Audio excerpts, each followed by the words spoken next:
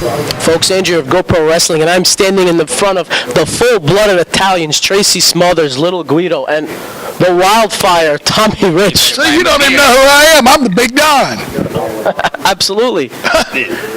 Big Don, F.B.I. F.B.I, the Big Don. Absolutely. He got a big push in the ECW. It was thanks to this guy. We can still hear the chants of ECW. Oh, with your bad self, Guido. ECW Tag Team Champions because of you. Yeah. We Well, led that us is to the bad. top. We Tracy. said hell with the kayfabe sheet.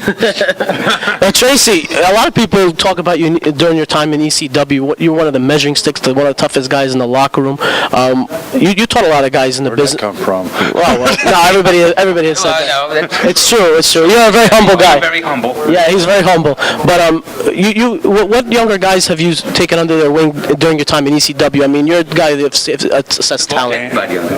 Danny, Roadkill, Spike, right? Chris Chetty, Nova.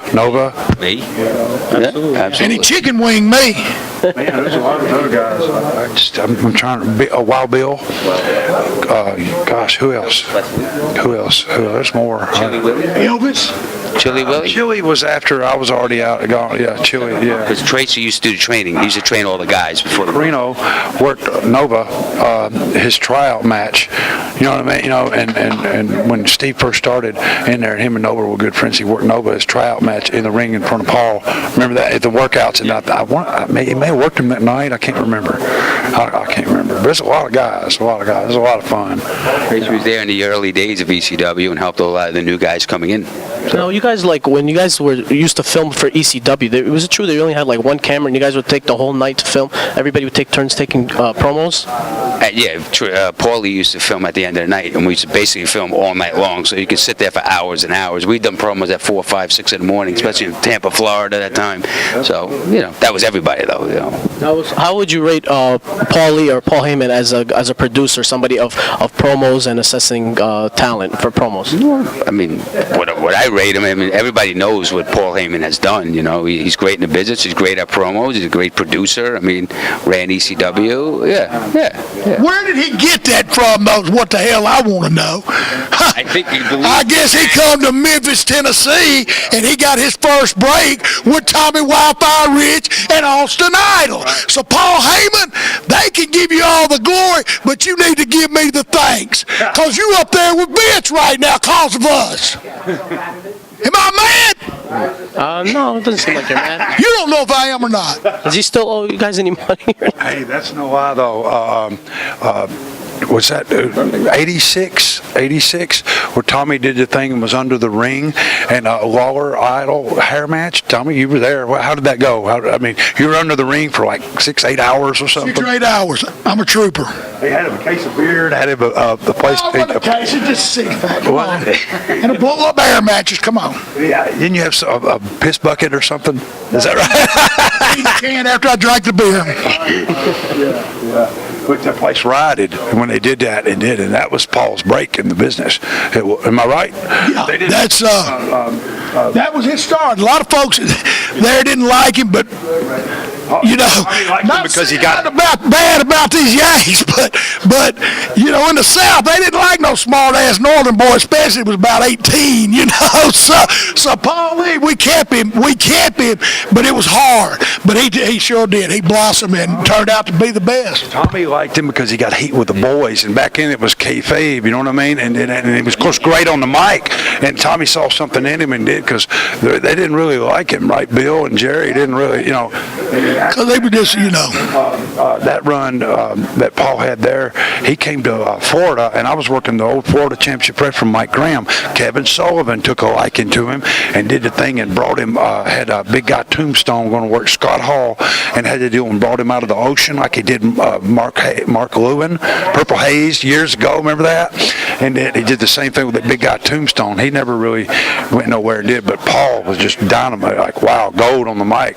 And Kevin gave him his break there, and then when Crockett come in and bought it out, maybe that's when he went. Did he go back to Tennessee? I can't remember how that worked, or did I don't know. But all I remember is that I remember that run he did with Tommy when they did the thing from come out from under the ring, and with Idol and everything, and they drew big bucks. What it was, You take a man, God bless him, he's gone now, Dusty Rhodes, he had the gift of gab in a good way. Paul E., he had the gift of gab in a bad way. You know, everybody loved Dusty Rhodes, but everybody wanted to hate Paul E., and that was his job. There's always got to be in the wrestling business, and that's what's wrong with it today. It's got to be good versus evil. All these in-betweeners don't need you. Good versus bad. Paul would do this segment on the old WCW, the Danger Zone or something like that, and then I can remember you just see he just generated so much heat, and boy, he would get that heat with, especially down south, you know, and you knew it would work, you know. So obviously it has. He's still going, you know, and with Brock, you know what I mean. So yeah, he gave me a job, and I was wanting to quit the business after finished up kind of with WWE or F it was, and Paul, he gave me a job, you know what I mean. And what idea was it for Freddie Joe Floyd? I don't know. As a creative team and did, and they, you know, it was supposed to be something off of Jerry Briscoe, because one was Freddie Joe, one was Floyd, something like that, and Bow Legs, Oklahoma. They grew up in the same area, or something like that, and I don't know, but anyway, I was just got paid.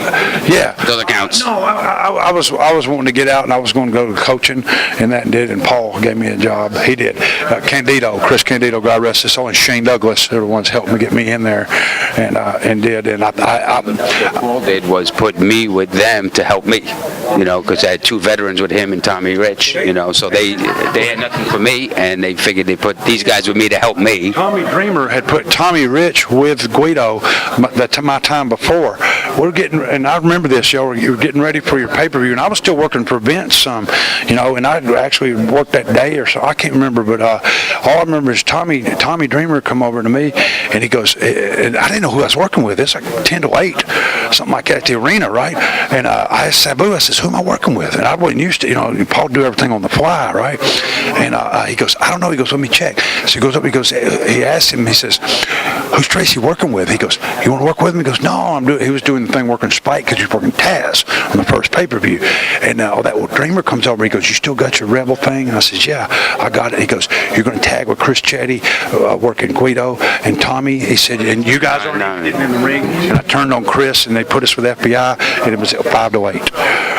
We went to, well, we were going over that, and then we went to the ring. I'm getting goosebumps just thinking about that. That's how that happened. And look, we have big... Off, all that was Tommy Dreamer. Everything, a lot of them videos was Tommy Dreamer and Paul, of course. Mr. Smothers, look, we have Big Sal Graciano from Jersey City right here. There's Big Sal. Get Big Sal in here. That's not Big Sal.